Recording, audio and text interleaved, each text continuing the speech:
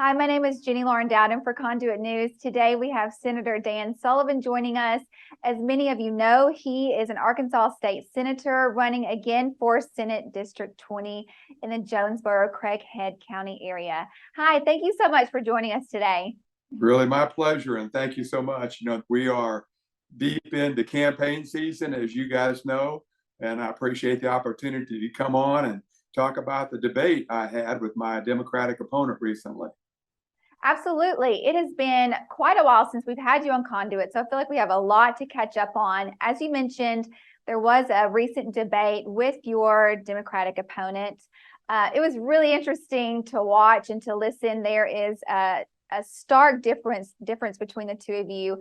At the onset, just at the beginning with the Pledge of Allegiance and the prayer, the very first thing that I noticed was your opponent could not even be bothered to stand up for the Pledge of Allegiance. Just talk to us about this debate, if you would. Well, as you mentioned, there is a stark contrast, and I've never run against an opponent where there are so many differences. I've put out several op-eds in local newspapers, and we still can't cover all the differences there are between my opponent and me. She lists herself and labels herself as a progressive Democrat. And if people understand at the national level who the squad is and who the progressives are, they understand what those policies are. So there's just a stark difference between what I believe and what I think the citizens of Arkansas believe. So when we started the debate off, the first thing we always do is start with a pledge and a prayer. And she refused to stand for the Pledge of Allegiance. And of course, we put that on Facebook. And there are even Democrats now who are calling her to account for refusing to stand to the pledge. And as we all know, we went through this a few years ago with football season and basketball. If one chooses to sit for the pledge, they have every right to do so. And I agree and support their right to sit. But I do not support not standing. And I do not support people who denigrate our country and our nation and what we stand for and refuse to stand. People do not have to vote for that. And that's how they express their opinion. You can say all you want, but it happens at the ballot box. So go out and vote to oppose those kinds of attitudes. Absolutely. How do you think that was received there that evening when that happened? Oh, there were a number of people who sat. Every one of them had my opponent's little T-shirt on saying, "I support Chenoa." And they all are a number of them said. And I'm curious how other Democrats in the state and in my district feel. Is this something that other Democrats are going to move towards? Is this a trend in the Democrat Party? I'd like to hear from some of the Democrats in our state if they feel this is appropriate. I heard from one. I've heard from a few unofficially, but I'd like to hear more from some of maybe our candidate for governor, the Democrat candidate for governor. I wonder how he feels about standing or sitting. Yeah, absolutely. We would too. You all covered a variety of topics during that debate. One of the first topics that was covered was someone in the forum asked, what would be a piece of legislation, or how could you bring economic prosperity to our region? And your opponent's response was, well, I would like to raise teacher pay. Education is our future, and that's what would spur economic growth. What she failed to mention was that you, along with other legislators, in a recent session, gave a $5,000 bonus to our educators. Talk to us about that. A couple of things. One, I think the greatest key to economic growth is tax cuts. Yes. Income tax cuts. And our next governor, Sarah Sanders, promoting that. It's obvious for anyone who studies the data that the states that have lower or no personal income tax are experiencing phenomenal growth. People are moving to Texas and Tennessee and our competitors. So that's my idea. Raising teacher pay is a component of that, but and it's important. And that's why when this teacher issue came up, the teacher raises, we support that. I have voted for every increase to teacher raises and teacher pay that's come along. However, right now, we just need a bridge to get us from now until the session. And my opponent apparently does not support that bridge. She didn't support us giving a $5,000 bonus to teachers. And I don't know how it's worked out statewide, but I've seen so many districts across the state all of a sudden find the money. And here's the money, and we're going to repurpose it and give teachers a $5,000 bonus. And I can promise you when that time comes in the 23rd in 2023, we will make those adjustments to payroll and be competitive within statewide, within the states in our region. And I think our Governor Sanders will make sure that happens. Let's stay on the topic of education. We are seeing across the nation, education is one of the main issues in the primaries going into November. We are seeing Arizona, Florida pass massive sweeping school choice legislation.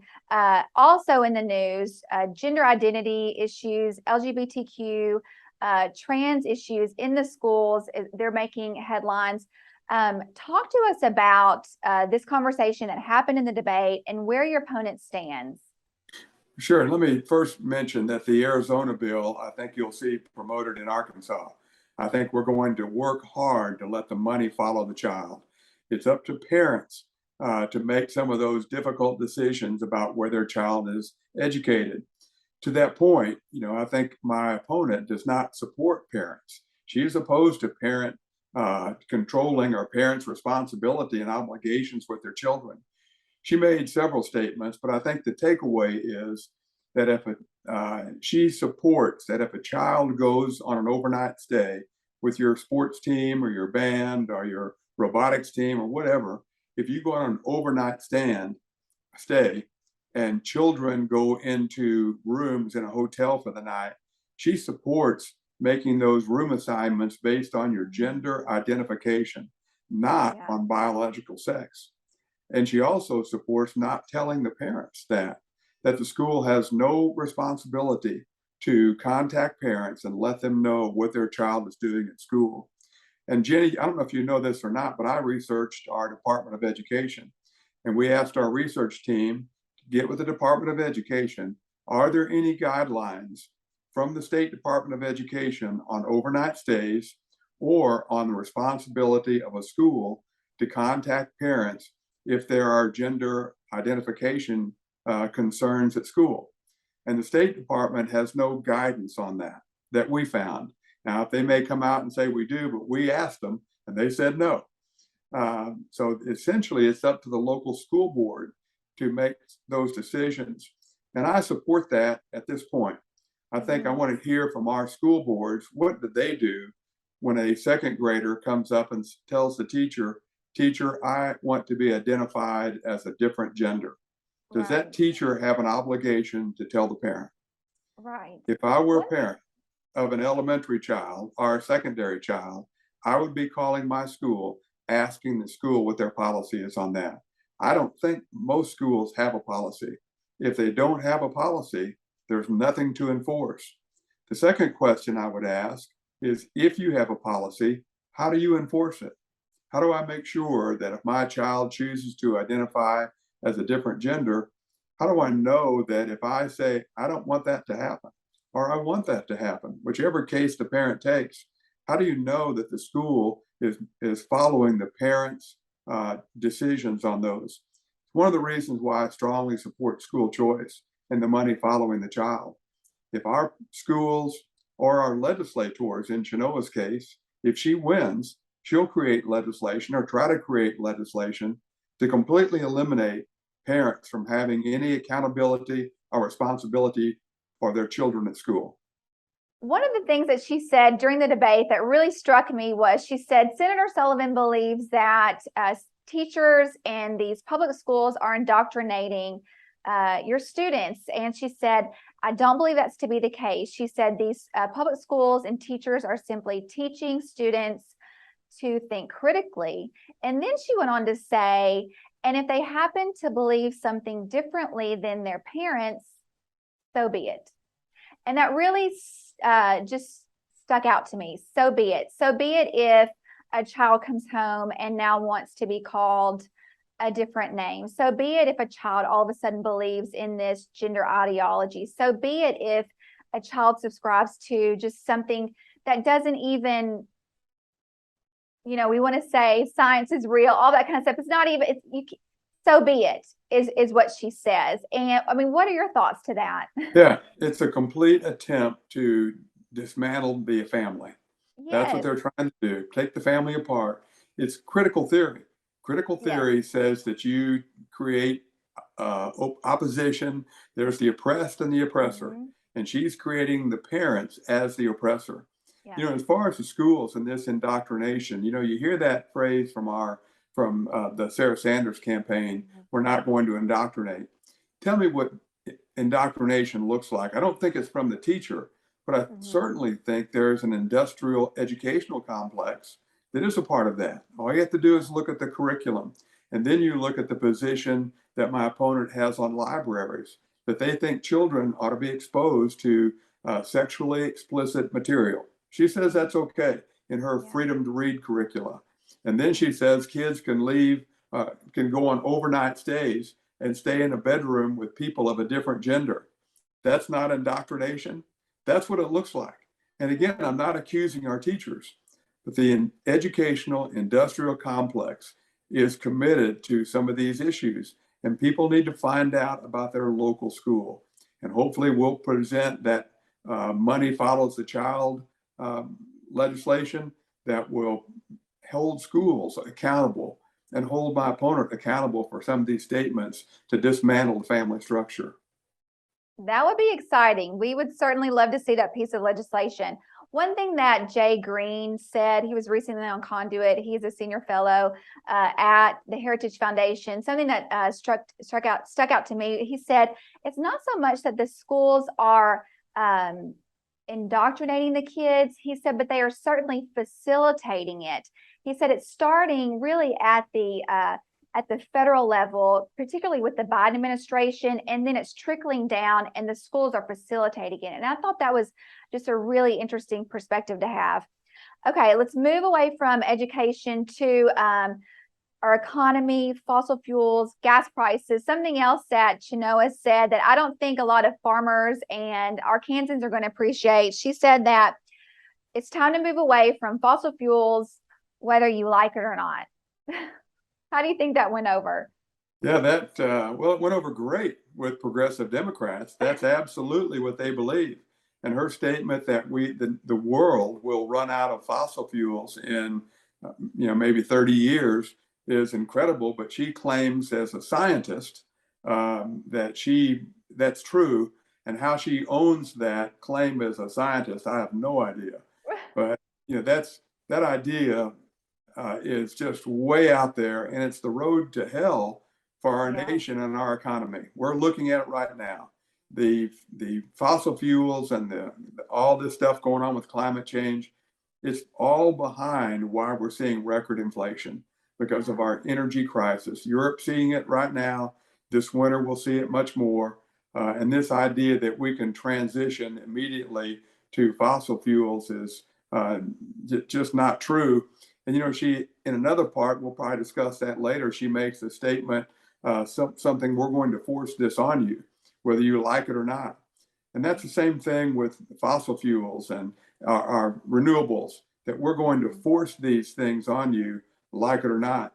We have a young man running for the city council here in Jonesboro who is promoting a tax. And I'm sorry, he's promoting that all car dealers in the state must sell a certain percentage of their vehicles must be renewable or electric.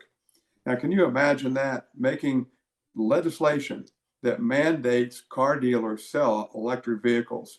Of course, that means they're mandating that you have to buy them.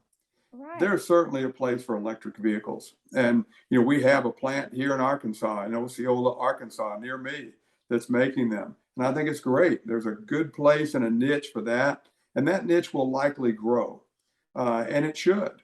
And we'll do everything we can to promote that economic activity and economic growth.